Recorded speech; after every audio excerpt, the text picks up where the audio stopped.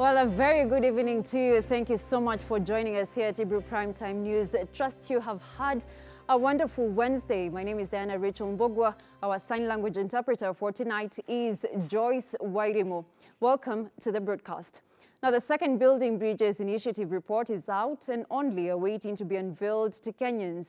President Uhuru Kenyatta and Opposition Chief Raila Odinga, while receiving the report from the task force from Kisii County State Lodge, reaffirmed Kenyans of an inclusive society and also curb perennial chaos before, during and after every electioneering period.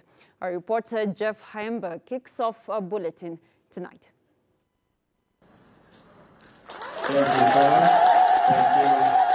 The second BBI report came as a surprise to many. President Uhuru Kenyatta, while in Kisumu County State Lodge with the ODM party leader Raila Odinga, received the BBI report from the task force. This document is not about this individual's presidency and that individual's prime ministership, that individual's this. No. This is about all of us. Through this process, we managed to really get what is ailing Kenya, what are the problems. So it was not a useless exercise. The much anticipated report was finally handed over to its crafters. I may be the fourth, but I'm not the last. There will be a fifth president, there will be a sixth president, there will be a seventh president, there will be 100th president. So, hamna tabu, but there will always only be one Kenya. Because if we can deal with that problem, we will deal with the problem of political conflict and bloodshed. This is how we're going to do it. And as Thomas said, the conversation is now beginning. And I'm sure shortly we are going to be able to get a consensus. Without disclosing its contents of the report, it hinted the use of Haji-led task force proposed amendments to the current constitution. Key among the amendments is to have the president elected by the people. During the campaigns, the president will have no running mate, but will be nominated after the election. The vice president will be the principal assistant to the president. The president, after winning the election, appoints the prime minister, who will be from any member of the majority party or a coalition of the majority. The prime minister will have two deputies, also appointed by the president from the majority party or the coalition of the majority.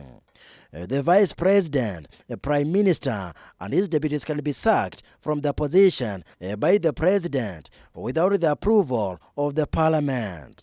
Wewe utakuwa umepiga kura tu, mtu yako akishinda, haleluya. Akishindwa unasema basi wacha niendelee miaka 5. Mimi na biashara zangu, kazi yangu huko, nini, hakuna mtu atatizuia au kuja kunihares. Nitagojea miaka ingine 5. Nijaribu tena. Kenya, the new Kenya must need to be born.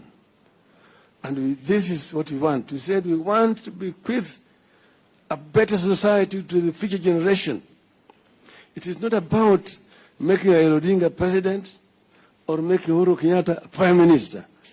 That's so far. The two leaders reaffirmed the Kenyans of a robust system meant to cover the post-election violence that has rocked the country in each and every election. Raila Odinga now says the journey to change the Kenyan constitution is on course. We will look at them and we will also give it to our people to look at. And then hereafter we will come up now with the final document which we are going to take. The roadmap is we are going to collect signatures. We want signatures to be collected. And then we will take it to the Electoral Commission. And from there it will go to the county assemblies. And we hope that we can get 24 county assemblies to approve within 1 week. Thereafter we go to Bunge. From there tunaenda kwa wananchi wa Kenya. Sasa wewe sema yako, sisi tutasema yetu. BBI is a culmination of the handshake between President Uhuru Kenyatta and Raila Odinga, who came together to tackle the 9-point agenda ailing the country. Reporting for Ebru TV, I'm Jeff Haemba. All right, now that story brings us to what I had talked to you about, the details of the proposed changes in the BBI report. We will be giving you the details and just taking some of the explanations on what some of the changes will be doing to some of the forms, like the executive, the legislature, and of course we'll be starting with the executive, where we have the creation of the office of the Prime Minister and the 2 deputies. And of course we had earlier in the morning when President Uhuru Kenyatta was giving us the details, he said that the BBI report is really not about leadership positions. Of course, but there will be introduction of the office of the leader of the opposition. That means, for example, when there will be an election and the opposition party, or rather a party, does not get through, there will be a creation of the office of the opposition. And then also in the executive, we have the Attorney General and the cabinet ministers who will be MPs. Both of them, the Attorney General and the cabinet ministers, who will now be called cabinet secretaries, will be picked by the president from Parliament. And of course, these are some of the changes that we'll have in the executive. Of course, now they will not be named secretaries, but now they'll be named ministers. Of course, the details will continue. Of course, as Kenyans have been given a period of at least the whole weekend, or rather from today to Monday, when they will be unveiling the rest of the details, to just go through the whole report. When we look at the legislature, there will be an increase of MPs from the current 290, of course, with the 290 constituencies, to 360.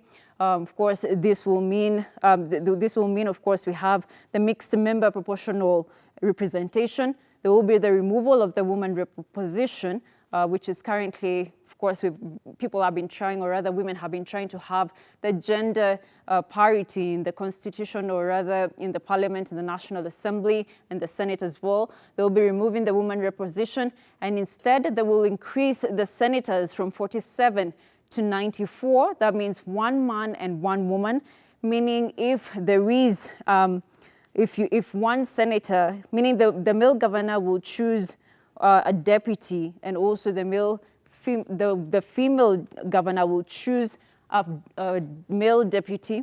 Of course, we'll see that as well. We also see the adoption of mixed member proportion or representation. That means, of course, when you vote, one to decide the representative for their single seat constituency and 1 for a political party. Of course, we have extra seats in the National Assembly that will be filled by political parties as well. We'll see seats that will be based on gender and population. Of course, we'll be telling you, again, the details are in the, of course, in the report, more details on that as well, in the report that we are supposed to read or will be unveiled by the president on Monday. Right. When we move to the judiciary, this is where we have the creation of the position of the judiciary ombudsman. The ombudsman appointed by the president. He will be appointed by the president and nominated with the president. He or she will sit in the Judicial Service Commission and also will prosecute disciplinary cases on behalf of Kenyans. He or she will receive and conduct inquiries into complaints against judges, magistrates, and other judicial officers. Of course, with the proposal to expand the mandate of the Judicial Service Commission. The ombudsman, as I said before, will be appointed by the president, who will be nominated and appointed by the president. He or she will sit at the Judicial Service Commission and will prosecute the disciplinary cases on behalf of Kenyans. That's what, of course, when we look at some of the reactions from Kenyans, they seem to be a bit indifferent on that particular matter of the judiciary. All right, and then we have, when you go to the counties, that means we have the devolution, that we have the increase of county allocation from 15% to 35%.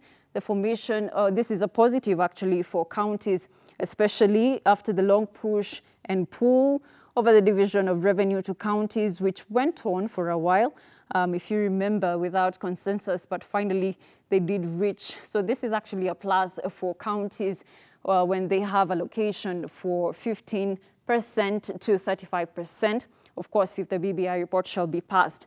Also, we have the formation of the National Health Service Commission, also a plus for the healthcare workers who have been really crying to have this commission, just like the Teachers Service Commission. This commission will have the human resource, or rather the health workers in the country at least will operate under one commission, and they can take care of their salaries increment or salary payments, and it will, of course, reduce some of the things that we've seen, challenges like the frequent strikes that we have on health.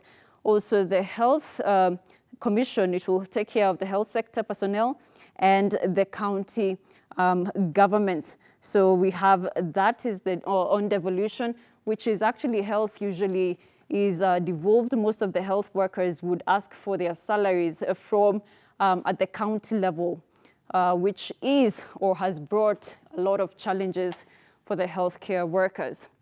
All right, let's take a look at poverty, where we have the creation of the Prosperity Fund, which accordingly, for example, during this pandemic of the COVID-19, we saw so many Kenyans suffering from the pandemic, the vulnerable, and most of them were really relying on that from the funds from the government.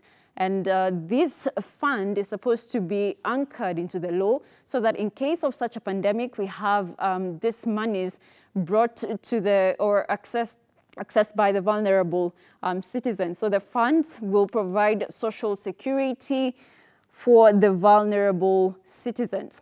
And finally, we have the youth, creation of the youth commission with of course, the youth have struggled with unemployment for the longest time, and will consider the challenges of the youth in access to employment.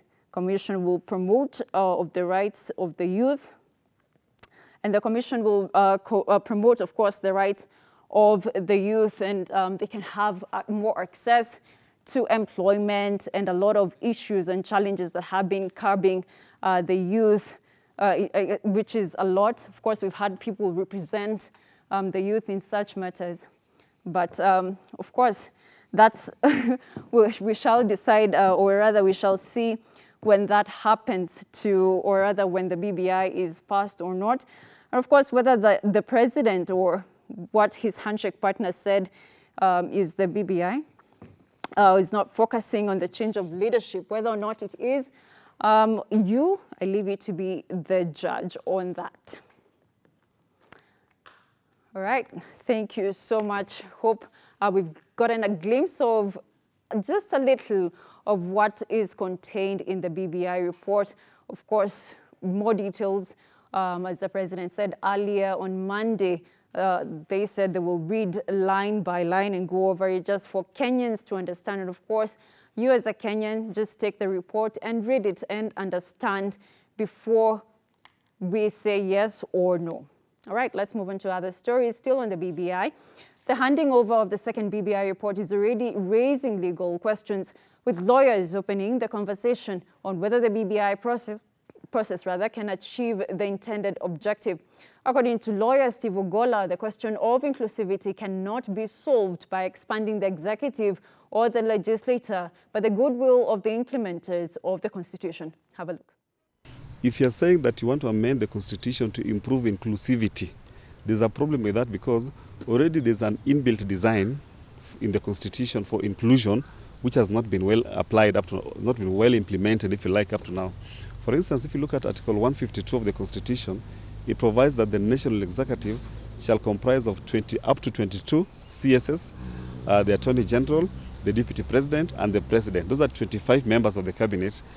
If you want inclusion to be reflected in the current executive, then you'd have 25 members of the cabinet, the president, the AG, the deputy president, and the members of the cabinet, also inclusive, coming from different ethnic communities. That has not happened yet.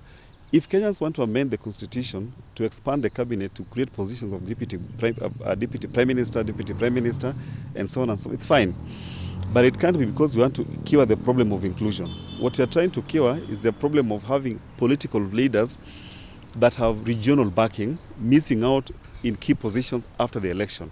So BBI looks like, to me, it wants to find a formula for accommodating persons who have lost in an election by giving them positions in power. That's fine if that's what Kenyans want, but that is not the same thing as inclusion. If BBI is proposing an expansion of the National Assembly, then I think there will be a problem with that for two reasons. One, the taxpayer is already burdened. And two, comparative experience elsewhere, like for instance South Africa, which there has a population of nearly 60 million, with membership of the National Assembly being capped at 400 members. You can see South Africa, with a big economy, twice the size of Kenya, and a bigger population, has a smaller parliament. So Kenya, when you want to expand the size of parliament, it doesn't augur well. Will the voter or the politicians agree to a reduction of the constituencies? I think that is the big question. It appears that every Kenyan wants inclusion and representation in the National Assembly, but nobody is willing to lose their constituency. That is why this problem will take longer to solve. All right, now right after the president and Raila Odinga received the report, we went out to ask Kenyans what are their thoughts or their expectations of the BBI report. Let's have a look at what they had to say. Saa hii sio mambo ya kuongea na siasa. Saa hii ni mambo ya kuhudumia wananchi. Kuna ugonjwa, tungangane na ugonjwa kwanza, ndio tuanze mambo ya siasa ikifika 2022. Kila mtu ajue wakati huu si wakati wa siasa, ni wakati ambapo wa kufanya kazi. Kila mtu ajue ni nini anastahili kufanya, sababu wakati wa siasa utafika, tutaongea siasa. Na wakati huu, kama wewe ni kiongozi ambao ulichaguliwa na mwananchi, wachana na siasa, fanyia wananchi sababu uliomba kazi na ukapewa kazi. Na ikiwa sasa utachukua wakati wa kazi ufanye kuwa wa siasa, na wakati wa siasa pia siasa, hautakuwa unasaidia mwananchi wa kawaida. Siasa wakati huu hatutaki, kwa sababu wakati huu tuliambiwa corona ikiwa tuachane na siasa. Lakini mimi nashangaa na viongozi ambao tulichagua, ambao tunaona ndio wanafaa kutuonyesha njia ambao inafaa, wanaanza kutupoteza, kutuonyesha siasa imeanza. Na ile problem yenye katika taifa la Kenya ni kwamba wakati tu tunachaguanga rais, hajamaliza hata miaka 5 siasa inaanza. Na hii ndio kitu naomba wabunge na viongozi ambao wanatengenezanga sheria wakae chini, watekeleze sheria ambao inafaa. Na kama hii ndio maneno yenye watatuwekea kwa BBI, tutaipitisha, kwa sababu tumechoka na siasa ambao haina mwelekeo. Saa hii wa Kenya wanataabika, hawana kazi. Mahali tunaishi tunasumbuliwa kwa sababu na mambo na rent, kwa sababu kazi zilisimama. Na wakati huu hata hii jua kali ambao tunafanya kuipata ni ngumu. Kulonji BBI haina faida na mimi, sababu sijaisoma nielewe nini kwa ndani. Lakini kitu ya maana ni economy. Maisha imekuwa ngumu. Lazima tuangalie maisha ya mwananchi kawaida kwanza, ndio mambo mengine afuate. Kwa ajili hiyo BBI ni pesa bado. So pesa, na mwenye anataka asome hiyo ana njaa, ataelewa namna gani? Now, away from the BBI, ODM leader Raila Odinga has intensified the war of the wheelbarrow movement by claiming that Deputy President William Ruto is using it to advance his political interests. However, Ruto has defended the movement, saying that the conversation of enabling the youth will continue. Have a look. The hustler narrative has continued to tear different politicians down the middle. And today, ODM leader Raila Odinga has once again poured cold water on the movement that he claims has no interest of the beneficiary at heart. Vijana ambao wamaliza shule waweze kupata kazi. Kazi kila mahali. Na kazi ya maana si kazi tu ya wheelbarrow. Hii wheelbarrow conversation hii, unakuta viongozi wengine wanasema hii wheelbarrow ni kitu kidogo, mambo ya mjini. Lakini unakuta Mkenya mwingine hiyo wheelbarrow ni chombo chake cha maisha yake, itabadilisha maisha yake. So it tells you there is a problem. How come in the same country a wheelbarrow means two different things to two different people in the same nation? Likening the tokenism to someone who is only interested entrapping the youth. Jamaa anakuja anatoa rushawe pesa kama yule mtu analisha kuku. Anataka kuchinja kuku, alafu anaita kuku. Anarushia mahindi. Kuku hili jamaa ni mkarimu sana. Hiki jamaa haja yake sio kumlisha, jamaa haja yake ni kitoweo. Sio? Sasa tunasema wacha kupatia vijana hiyo wheelbarrow. Hiyo vijana sio kandarasi. Pale hiyo helikopta yako ambayo unatembea nayo. If you find a country, a nation, where a wheelbarrow becomes a national conversation, it tells you there is a problem. Curiously though, despite lambasting the movement, the president and the ODM leader Raila Odinga were in Kisii, where they gave border riders 4 million shillings to improve their hustle. A defiant William Ruto, speaking at the funeral of late Huruma Ward MCA, however, said the wheelbarrow movement conversation will continue. I know what I'm saying. There is an issue we must sort out. So, wachana na matusi. Wacha hasira. Kuna watu wengi wako na hasira. Mbona Ruto anazungumzia wheelbarrow, mbona hiyo. My friend, wacheni hasira. Let us talk. Hii wheelbarrow ambayo inaleta shida hii Kenya na hii mkokoteni, what is the problem? It tells you there is a huge majority of Kenyans where a wheelbarrow means life and death. The move by Ruto to grant wheelbarrows and mikokoteni to the youth has split hairs among his opponents, with his meetings in Kisii earlier this month being cancelled, allegedly over insecurity and the flouting of COVID-19 regulations. Ndio ninasema hata hii maneno tunaenda kuongea hii ya mjadala hii ya BBI. Hii mjadala ni mzuri. Tutaongea mambo ya viongozi, tutaongea mambo ya mamlaka, tutaongea hiyo mambo ya wakubwa, lakini tutaanza kwanza na haya mambo ya mwananchi wa kawaida. Hii mambo ya mwananchi wa kawaida. Now, moving on, Star of the Sea High School in Mombasa was on Wednesday closed after 4 cases of COVID-19 were confirmed at the institution. A senior teacher and 3 of her colleagues returned positive results Tuesday, forcing the school, which is located at Ngajoni, to be shut with immediate effect. On Wednesday morning, health officers embarked on fumigating premises within the institution. 11 COVID-19 cases were also confirmed at the Tononoka High School, leading to the closure of the institution. It remains unclear whether there are any students who have contracted the virus. Mombasa County Commissioner Gilbert Kitio says that the schools will be closed for the next 2 weeks.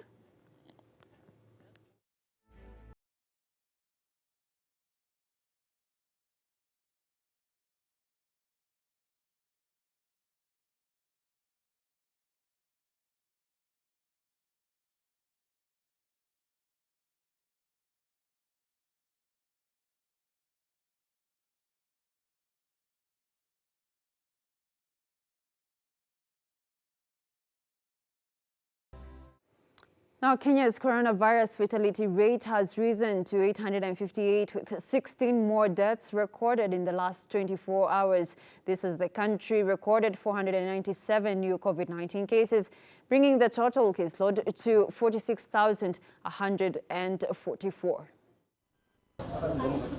The new cases are from a sample of 4,888 tested in the last 24 hours. The number of patients on supplemental oxygen in the ICU has risen to 41 in the last 24 hours, and at least 27 patients are in the intensive care unit. The Minister of Health, in a statement on Wednesday, confirmed that the majority of the new cases were Kenyans, while 26 were foreigners. Cumulative tests conducted so far stand at 632,669. From the cases, 295 are males and 202 are females, while the youngest is a 1-year-old child, while the oldest is 88 years old. Meanwhile, 238 patients have been discharged after successful recoveries, raising the country's recovery total to 32,760. Out of this, 170 were discharged from the home-based care program, while 68 were from various health facilities. A total of 1,189 people are currently admitted in various hospitals, while 2,661 patients are on home-based care program. In terms of distribution of the cases by counties, Nairobi recorded 227 cases, Machakos 64 cases, Mombasa 51, Uasin Gishu 32, Laikipia 28, Busia 19, Kajiado 11, Embu 10, Nakuru 9, Wajir 7, Kiambu and Kilifi 6 cases each. Kisumu had 4 cases, Nyeri 4, Makueni 3, while Elgeyo Marakwet, Meru, Kisii and Turkana had 2 cases each. Narok, Homa Bay and Kakamega had 1 case each. Bustara Naman for Ebru TV. Standard 8 and Grade 4 pupils have begun their nationwide exams to help identify the learning gaps created by the 7-month closure of schools. The rest of the classes will be also assessed upon their return to schools. Standard 8 assessments will be done in 3 days and will be assessed in all KCPE subjects. The council last week issued a schedule on how the assessment will be conducted. The students began with mathematics, English language and composition on the first day. Science, Kiswahili language and Insha will be on the second day, and social studies and religious studies on the third day. Here at Kawangware Primary School, there are over 300 Class 8 pupils and over 200 Grade 4 students. As we opened last week, the children reported about 3/4 of the Class 8 and Grade 4.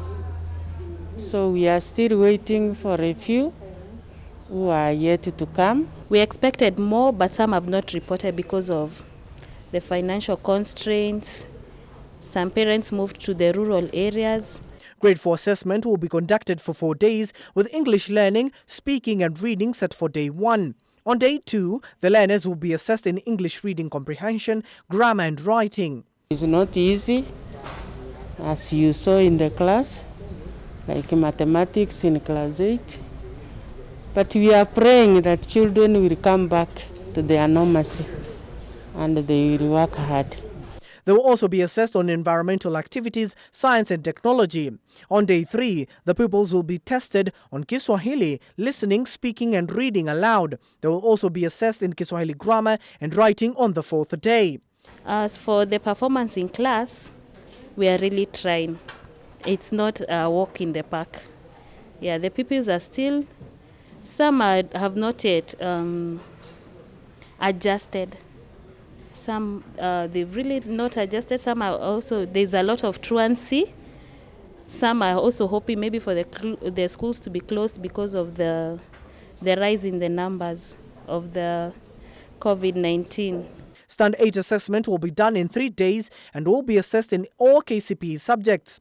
During the assessment, schools will be required to maintain a high level of discipline in enforcing the coronavirus protocols and safety guidelines.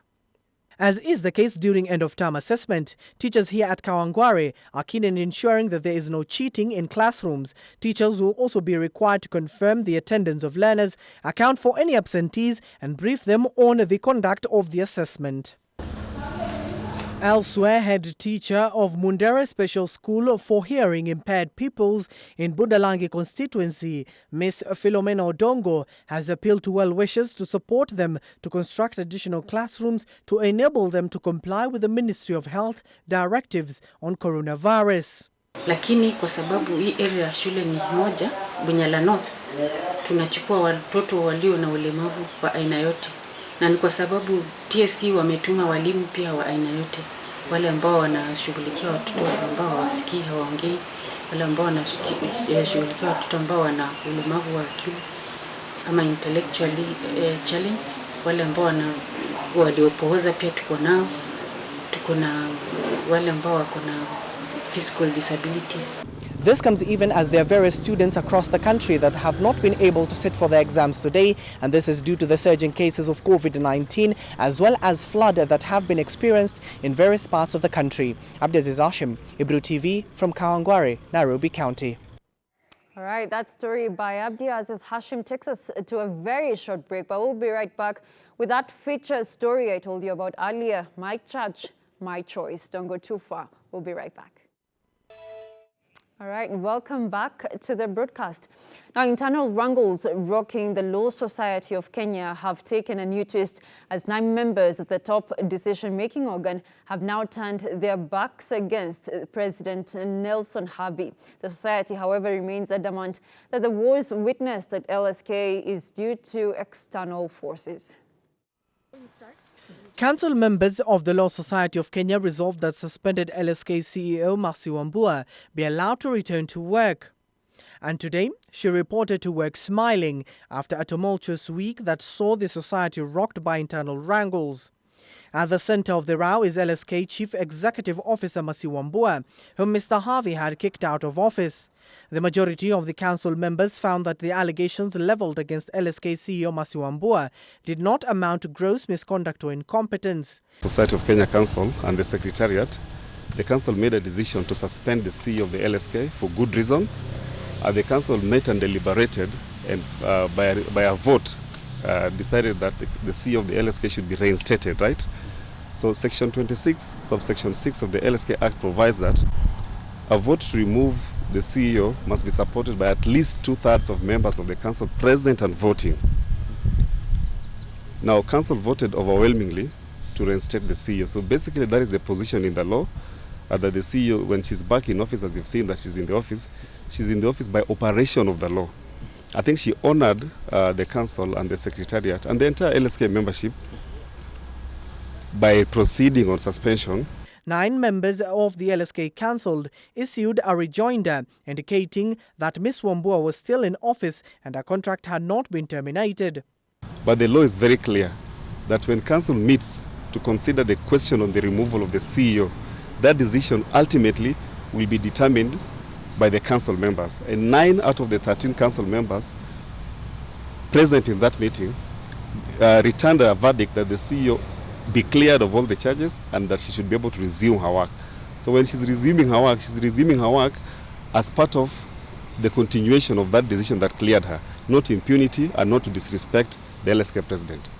Ms. Mbugua was facing 17 charges of gross misconduct and incompetence. During the meeting, 9 of the 13 council members voted against Ms. Mbugwa's removal from office. They said Mr. Harvey does not have power to veto the decision taken by majority of the members. All right, now the quest to be Christian and African has led to the rise of African independent churches. The independent churches traverse both Western and African traditions and formed the basis for the African liberation struggle. In this feature story, Daniel Debede unravels the African Israeli Nineveh Church that has its roots in Western region of Kenya on My Church, My Choice. Have a look.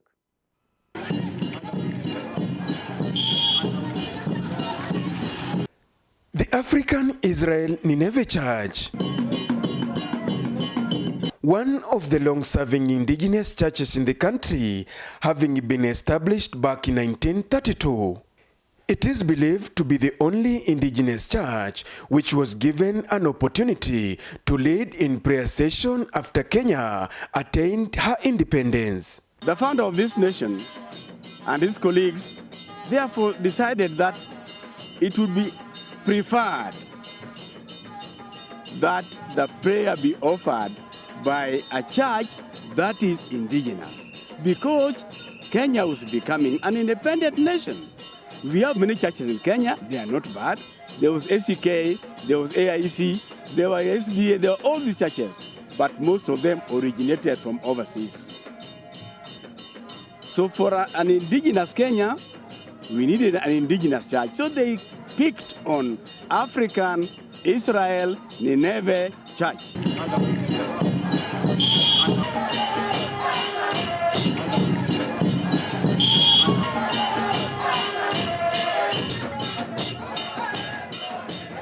Known for its origin and headquarters in Vihiga County, it has been spreading its popularity mostly in Western and Nyanza region, having other branches across the country. The founder of this church, actually, if you go to the roots, he was originally a member of a Luo community in Siaya, but he came to live in Loyaland. So as a result of assimilation, he was more of a lawyer than a Luo. So of course, when the church started, it started in the Luo land. And a lot of our doctrines and our way of doing things, our way of drumming, our way of dancing, our way of doing things was much more borrowed a lot from the Luo culture. That one you would accept. But I think we found ourselves fitting into that very well as the Luos that joined this church. A tour to Bungoma County revealed to us how the faithful conduct their services. Food for the faithful is common here before the main service begins. When we meet, of course, then people are tired. They have traveled a lot. That is our practice.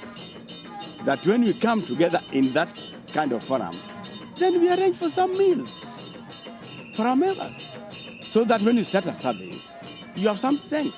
Maybe somebody's traveled so far, he's tired, he's weak. Dancing here is for all, young and old, men and women, and when things get more spiritual.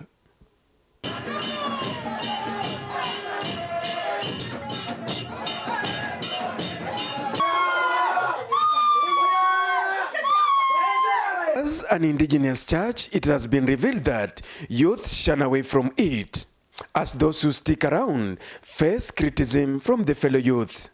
Vile nilizaliwa, nilipata hii kanisa kama babu yangu anashiriki ndani, ndiko kwa boma. Sasa wakasema tu twende wote hapo. Kawaida ya kama kanisa iko kwa boma, huwezi acha kanisa bomani na unaenda kushiriki kwingine. Sasa tumelelewa ni kanisa yenye nimezoea naye sana vile nilikuwa mdogo hadi sasa. Vijana wengi huko nje wanasemaga sisi ni wendazimu na vaa kanzu, ati tunarukarukanga tu. Ndio wanasemanga, lakini mimi wanacheka tu juu hawajui vile mimi niko very interested with that church. So my suggestion, if we can bring those things to the church, atuende tuangalie watu wanafanya nini, mbona watu wametunyang'anya watu wengi ama wametunyang'anya vijana wengi. Hiyo kitu yenye wamefanya tusifanye nini? Tufanye, because we are living in a modern world. We are not living in the past. That is a fact that we have to accept.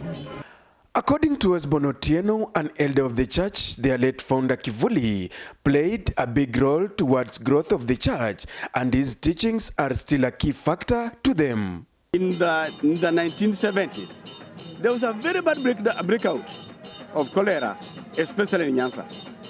It went in record that no member of this church died. Why? Because of what the founder the founder preached on hygiene, on health, what health constitutes. Sisi Waisraeli tunapenda kwa sababu ni mambo ya mwanzilishi, hatutembelei nguo za maua. Imani yetu tunatembelea nguo za kala moja, na tuna imani na hiyo mambo ya mwanzilishi. He says church leadership wrangles has been one of the major setbacks in the growth of many churches as leaders take the battles in the corridors of justice, a sentiment that the current priest Josephat Busisa alluded, saying he is in that position after being endorsed by the elders. We have been to church in and out, up to the High Court. Every judge after the other has maintained one thing, that we are only factions. There's no splinter group. While they try to help us to come up with a referendum, to help us come with the leadership and the constitution that we want. But of course, we are trying to say, and we are trying to plead with our government, that the churches remaining in the corridors of our courts is not the best for spiritual development. Shida ambayo tuko nayo kwa sahi ni kuchagua viongozi kutumia mambo ya siasa na kutumia mambo ya usawishi, lakini hatuombi. Mwanzilishi wetu alisema kabla mtu hajachaguliwa lazima wazee waende na waombe, na hiyo ndio kazi ya makuhani hawa. Na hawa wazee wameniona nikiwa mdogo hadi nilipo, na hawakuangalia mwili, hao waliangalia ndani ya imani yangu na vile nilikuwa nikikaa na vile nilikuwa nikiishi, ndiposa wanaweza kuona maono yao. Ilikuwa maono yangu ili mkutano uweze kusimama. Kama mjukuu nilipewa upande wangu, nilipewa ukoani mkuu ili niuendeshe kulingana na maono ya mwanzilishi. Alisema kwamba kiti cha ukoani mkuu kibaki cha familia.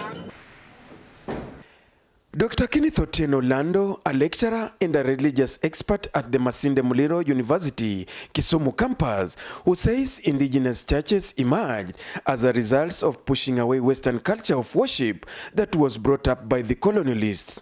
The indigenous churches were kind of opposing the Western or the European idea of interpreting Christianity. That's why they looked at the Christian faith differently from the way the Africans look at it. So they wanted to maintain the African aspect and bring what we call acculturation. He adds, saying such churches, including that of Legio Maria, are mostly geographical, located and have a great influence in the community. Most of them are community-based, and they believe in communal activities. They want to do things together as a community. The Neves and company are largely Western and Nyanza. So they also have their geographical locations where they have a lot of influence.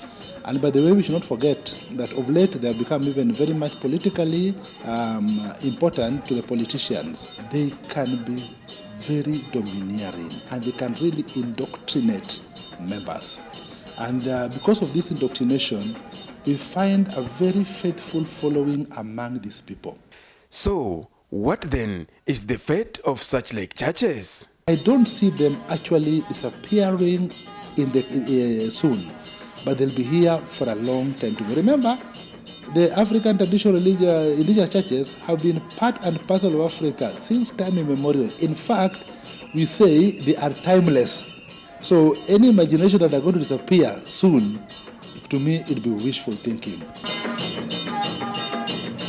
Daniel Dembede, Ebru TV, Bungoma County. Well, thank you, Daniel, for that story. I think if some of us were to dance like that every Sunday, would definitely shed a few calories. Now, let's move on to other stories. The Kenya Meteorological Society says that motorcycle operators are the leading air polluters of the environment, leading to degraded quality of air. The society also says that motorcycle pollution is responsible for the unpopular black rains. The exhaust emissions coupled with human activities had seen temperatures in the country rise by 1 degree centigrade in the last 40 years. In the recent past, motorcycles have become a popular means of transport, and despite them being dependable, they also employ hundreds of youth. However, beyond the facade of progress lies an ugly truth of environmental pollution, with motorcycles being blamed for rising temperatures. The Society Chairman Dr. Richard Mwita noted that the rise in temperatures had affected weather patterns, leading to a rise in cases of flooding and drought. We have seen from the broader spectrum of temperature trends in the last 40 years, the temperature in Kenya and particularly the West African region has increased to close to 1 degree centigrade in the last 40 or so years. Just to mention an example, for instance, when you see the lake level rising, we first need to know at what rate, what are the current levels, and what is the projection in the future. Addressing the press on the sidelines of the International Conference on Climate Change, Dr. Mwita said that climate change was real, with human activity playing part in it. For example, when you have these more industries, more vehicles, they emit vehicular emissions. They may live there for so many years, and therefore they interfere with the natural cycle. Even sometimes you reported in the media about black rain, falling in some areas. On his part, Mark Majodina from the World Meteorological Organization noted that since 2014, the world had lost over 4 trillion shillings to damages caused by weather. Over the period that I've mentioned, right up to 2014, we've seen on average about $400 billion of damage happening. So as much as countries' GDPs are increasing, there's a loss, continuing loss every year. Majodina revisited the locust invasion in East Africa, adding that the location was based on weather patterns with affected communities currently facing food insecurity. The locust the swamps are all linked to weather. We know how damaging they are to food security, the economic losses linked to it. The Deputy Director of Climate Change in the Ministry of Environment, Augustine Keduyo, identified farmers and pastoralists as the hardest hit by climate change. Yes, our farmers and pastoralists are actually affected heavily, negatively by the climate change. He said that the department was working with other stakeholders to disseminate climate change and weather-focused reports to the farmers and pastoralists in time. What we are doing is we are bringing together the farming community, the pastoralists, and the sector, government sector ministries and departments and agencies, so that we could have a discussion on how these generated information from meteorology could actually support them in terms of planning and also in terms of mitigating against disaster. All right, now we want to take you back to the discussion on the BBI report. And joining me right now is Sam Atandi, the MP for Alego Usonga. He will be just telling us more of what he thinks about the BBI report. Karibu sana, Mheshimiwa. Thank you very much, and thank you very much for having me into Ebru TV. Karibu sana.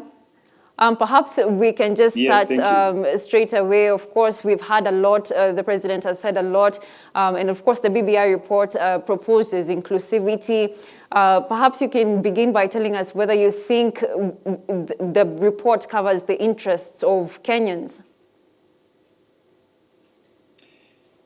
Well, I think the report attempts to address the key issues that were brought out by the handshake document, which were the need to address inclusivity, the need to address corruption, challenges to do with the devolution of more resources to the ground, and etc. So in a nutshell, I think in the area of inclusivity, the report attempts to bring as many communities as possible into leadership by introducing more positions in the executive. And most people are saying that those positions introduced will work towards increasing the wage bill. But I disagree, because the positions of the Prime Minister and the deputies will basically be members of parliament. The only thing that they earn more will be their allowances. So in terms of increasing the wage bill, these positions will not do that. How about the increase? How about the increase of MPs that from 290 to 360, to rather 360? What are your thoughts on that as a parliamentarian? I think right now, you know that the court has already pronounced itself on the need for parliament, this parliament to be dissolved. And as members of parliament, we've been grappling with how to implement the 2/3 gender rule, which we have failed on many occasions. And it has always been a problem for us. It has always been an issue of how this implementation will affect the numbers in both parliaments, in both houses. And in our last attempt, when we tried to do a legislation, the experts actually told us that for us to do that, we had actually to increase the numbers. If you look at the numbers that how the numbers were going to go up in the bill that we refused to pass, vis-a-vis the numbers that have come out in this document, actually this document is giving us fewer numbers, because in the National Assembly, we are only actually adding 70. And if you look at the number of MPs we're adding of the 70, they're actually going to meet the gaps that exist in our numbers, because we realize there are some constituencies, like in Central, that are actually underrepresented. We have constituencies with populations of more than 300,000, yet they have one legislator. So those are the areas that the BBI is actually going to address by the number of MPs that are going up. Then you realize that the women reps positions have been scrapped. Yes. And in place, the positions have been moved into Senate. Exactly. Actually, this is actually the right thing to do. Don't you feel it's a bit bloated? Parliament will be a bit bloated when in addition of 94, now there will be 94 senators and 360 MPs. Don't you think that's a bit of a bloat? I think what the drafters of the BBI were grappling with was fundamentally how they were really going to address the two-thirds gender. I think that has been the problem. And I think if you talk to them, they will tell you that they are confronted with two issues: whether to scrap the two-thirds gender rule, like in many developed countries, this rule does not apply. Okay. But again, here in Kenya, our women have said that this is a very big milestone that actually we had to implement. But if you asked me, if I was somebody influential in this country, I would do away with this two-thirds gender rule, because it's a fact that we are so many in parliament, and it compromises the way we make laws, the way we legislate, and even in our numbers, you find that we still have quorum hitches in parliament. So personally, I think that this is a very good attempt at addressing the challenges we have of representation and of balancing the gender equity. Yeah. And I think it is something that we Kenyans need to go and try out. Yeah. All right. Yes. Of course. Okay. We will be looking forward to see whether it will be passed or not. Thank you so much, Honorable Atandi, for your time, and have a good night. Thank you. All right, let's move on to the world of sports. Jacob Ghost Mulee has made a comeback as coach of Harambee Stars after a decade. Mulee replaces Francis Kimanzi, who was sacked on Tuesday this week, alongside entire backroom staff. Davis Mberia, who covered the unveiling of the new sheriff in town, has more on this story. Barely 24 hours after head coach Francis Kimanzi leaving Harambee Stars, the Football Kenya Federation has announced Jacob Ghost Mulee as the head coach. Mulee has penned down a 3-year contract where his first assignment will be the AFCON qualifiers match, where Kenya will face Comoros. Jacob Ghost Mulee makes a return to Harambee Stars after 10 years, having last coached the team in 2010 and resigned after the Sekafa Senior Challenge Cup. We are starting our new term, only 2 days into it. And we found it necessary, after having discussed for a while, to make a change in the bench.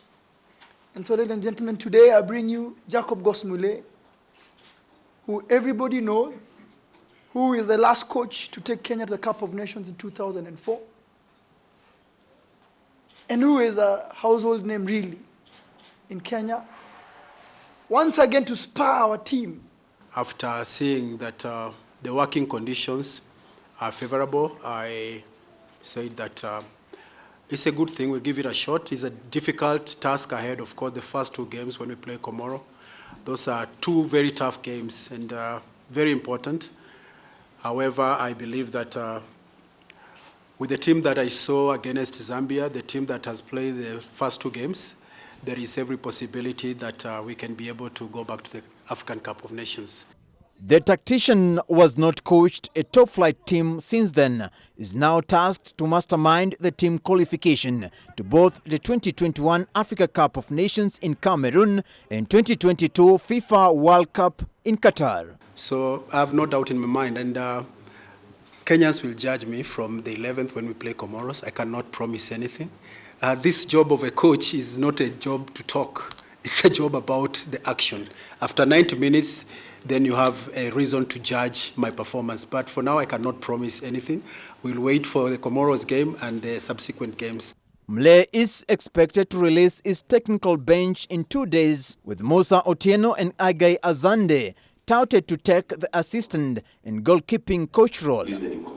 Mwendwa, however, vehemently stopped all the questions touching on the dismissal of head coach Francis Kimanzi. Unaenda harusi ya mtu, alafu ukifika huko unaanza kumuuliza ule bibi yako ulimuacha kwa nini? Acha bana. Hiyo maneno ule bibi mwingine tutaongelelea kwa fora mingine. Leo niko na bibi mpya bana. Situmuongelelea kwa aje bana. Acheni hiyo mambo bana. Being a breakfast radio show host in a national radio station, Mulee was coy to reveal how he'll juggle between coaching and his initial job. patanisho itaendelea, mradi Harambee Stars iko kiwanjani. Hiyo ni ya kwanza, lakini of course tuna mikakati na jaribu kupanga na mwajiri wangu kuhusu hili jambo. Kwa hivyo hivi karibuni nitakuwa nikitoa taarifa kamili. Apart from the national team, Harambee Stars, Mulee has also coached Tusker FC, winning the league 3 times, Rwanda's APR and Tanzania's Yanga. Davis Mberia, Ebru Sports. Well, that story by Davis Mberia brings us to the end of our broadcast tonight. Thank you, as always, for choosing Ebru Primetime News to keep you informed. Make sure you read the BBI report detail to detail. My name is Diana Rachel Mbugua. Our sign language interpreter for tonight has been Joyce Wairimo. Thank you to the team that made this bulletin a success. Have yourself a lovely night and see you again tomorrow. Good night and God bless you.